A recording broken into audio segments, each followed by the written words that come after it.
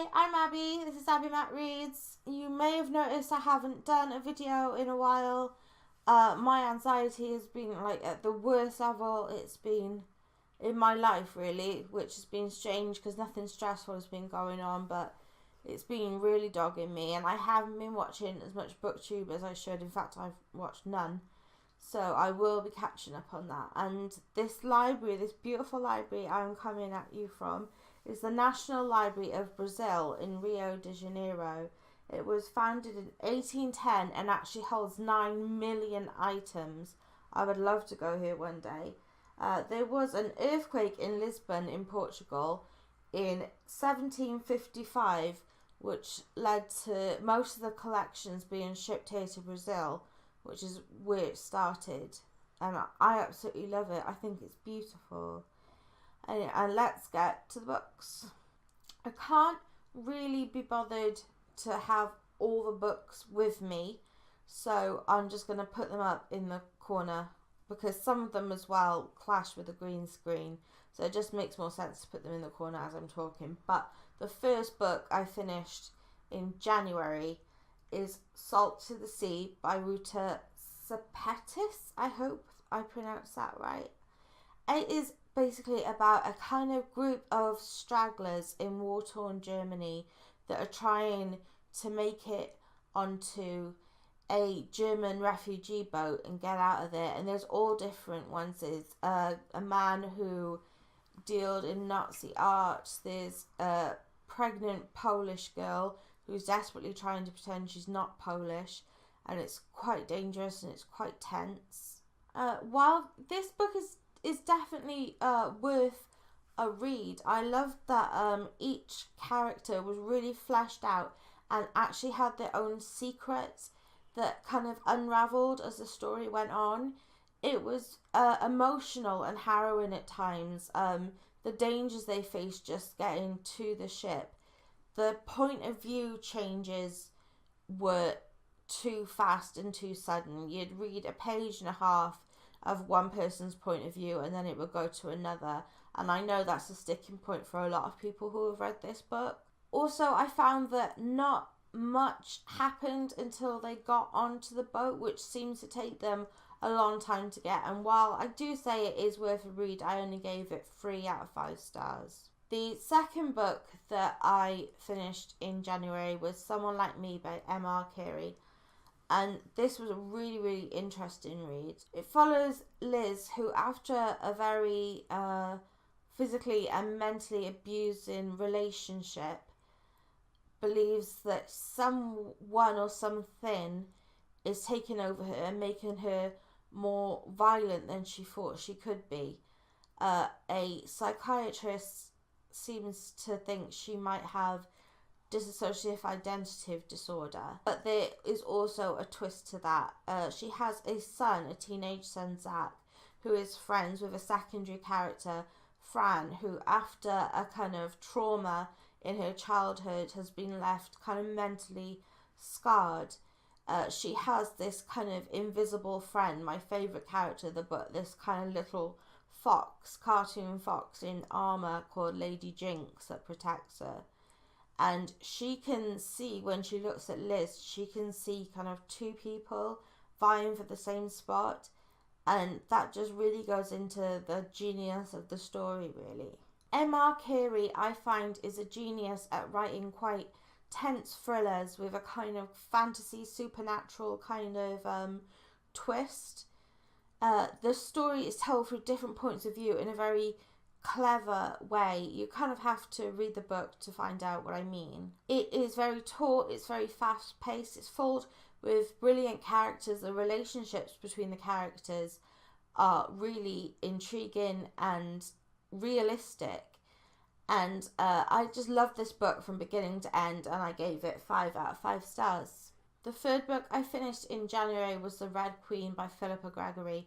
I bought, as you might have seen in my book haul, I bought some of the Cousins War books, which is the books that follow the War of the Roses. And Red Queen I read kind of out of order because I didn't realise I was supposed to read the White Queen first. Anyway, I read the Red Queen first. and it follows Margaret Beaufort, whose son Henry became Henry VII and was exiled into, I think it was Brittany in France, which was part of the British, not empire, but the British land at that time. She knew from a very early age that her son was destined to be king, but it kind of follows her journey without Henry, which is a different kind of perspective. I love Philippa Gregory's books, but they can be a bit samey, a bit all about the dates of history and the big events of history instead of the actual human emotions. But this one stood out because of the character of Margaret Beaufort. She's a very pious, determined woman who thought from a very early age that God had a calling for her. A lot of people don't like this character. I've read a few reviews on Goodreads about how they thought that Margaret Beaufort kind of ruined the book and they couldn't get into it because they didn't like her. But I just thought she was a delight. I thought her manipulation and her absolute single-mindedness was really fun to read about. I believe she had to be manipulative and sneaky because you get the impression from the very first that she was very much alone. All her plans, manipulations she made were for her own benefit because there really was no one to look out for her. And I gave this book 4 out of 5 stars. The 4th book I finished in January was a buddy read with Emma Rose. I will link her channel down below, called The Sawkill Girls, which is quite a popular book on BookTube at the moment. It follows 3 girls, Marion, Zoe and Val, on the island of Sawkill with this kind of paranormal goings on. Marion is new to the island. Zoe has been there before. Val belongs to a kind of a rich family full of females, and the reason for it to be full of females is revealed in the book. And I just didn't like it. I mean, Zoe wants to go into the disappearances because girls disappear on Sawkill Island all the time. And I just kind of think that part of what makes it so unbelievable for me is that there are all these disappearances and Zoe seems to be the only one that's actually looking into it or actually cares at all. I appreciated the girl power message, but I just wasn't into this book. I thought the relationships just didn't seem organic. The reactions of these young teenage girls to these paranormal goings on were just frankly implausible. Things would happen for no reason, or things would happen that were never ever explained. Marion was a very weak character. She showed no strength at all. The male characters in this book seem to be there just to prove the ineptitude of men, which I didn't think was fair. I think that a strong writer should be able to write a feminist book without making men look bad. It held so much potential and it was very imaginative. I won't take that away from it. But it just didn't sit right with me, the whole book. Emma didn't like it either, which would have been awkward if I hated it this much and she loved it.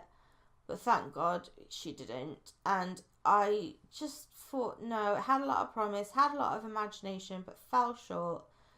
The ending sucked. I hated the ending. If anything, it ruined the little good bits that were in the book, and I gave it 2 out of 5 stars. The 5th book I finished in January was The White Queen, you know, the one I should have read before The Red Queen, which follows Elizabeth Woodville, who married King Edward, the king that died and Richard III kind of took over.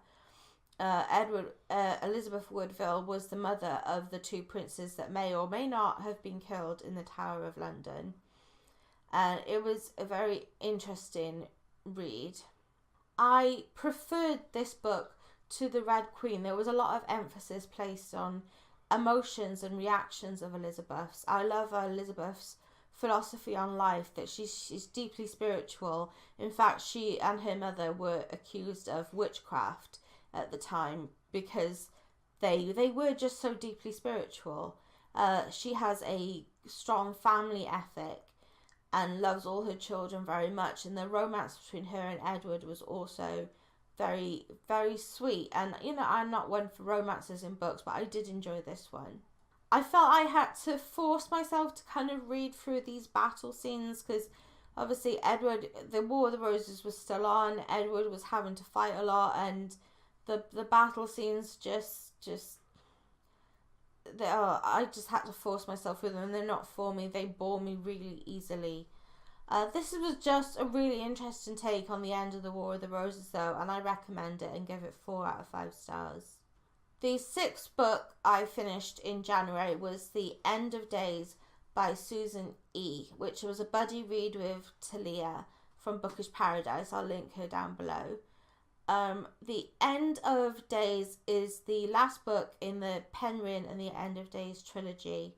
And just to set you up for what this series is about,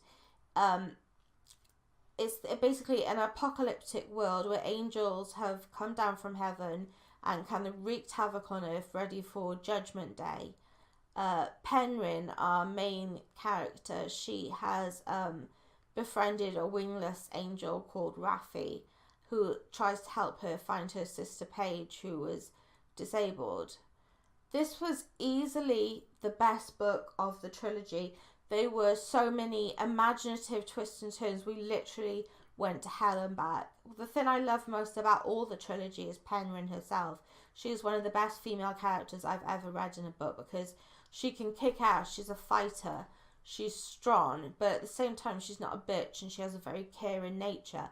I believe that sometimes in books, tough females are often just portrayed as bitches, and they can't have that caring, soft side to them. But Penryn has both. I actually cried at moments during this book, moments of humanity that touched me deeply, and it moved me a lot. Again, I'm not really one for romance in a book, but there is a brilliant romance that kind of starts from the beginning but comes to a head in this book, and I think a lot of people would enjoy this book. And I gave the other 2 4 out of 5 stars, but this one gets a 5 out of 5 stars. The 7th and last book that I finished in January was The Gentleman's Guide to Vice and Virtue by Mackenzie Lee. This was a buddy read with Carey A. So many buddy reads this month, but I will also link her channel down below. It is set in the 18th century with Monty, whose real name I think is Henry Montague, and he wants to go on a tour of Europe, which was a normal thing in that age for like a kind of gap year. People after they finished their education, before they went into the world, they would sometimes, the rich people would go on a tour of Europe, and it's kind of like his last hurrah. He goes with his best friend Percy, who he has some kind of crush on, and his sister Felicity, who's a brilliant character. And then something goes really wrong and they end up racing around Europe on a very different mission. This book is incredibly action-packed, and there is just not one single boring paragraph. Monty is vain and hedonistic but extremely lovable, and Percy compliments him well. Felicity, the sister, is brilliant, and she's a woman who is ahead of her time, and I believe the sequel is about her, which is fitting because I really want some more content about her. She made the book sparkle in my eyes. This book tackles 18th century views on things like sexism, sexuality, racism in a very mature way for a YA book. My only kind of complaint is that maybe it was a bit too action-packed, and that the fact that everything that could go wrong does go wrong, which is sometimes very frustrating. But nonetheless, it was really entertaining. I give it 4 out of 5 stars. Now, as you know, I am taking part in the Rereadathon 2019, hosted by Alex Black. I'll list her channel down below. Lots of channels to be linked down below. I started my rereadathon for January is a book that is your first, and I started reading Noggin, which was the first YA book I read as an adult, but I didn't finish it in January. I finished it early February. So me just being particular, I don't feel like I could have included it in this wrap up, but it will be in my next wrap up. Another thing is that the Hungry Bookworm, whose channel I will link down below, she has informed me of a kind of historical fiction reading challenge that is happening, and I think it happens every year. I'm not quite sure.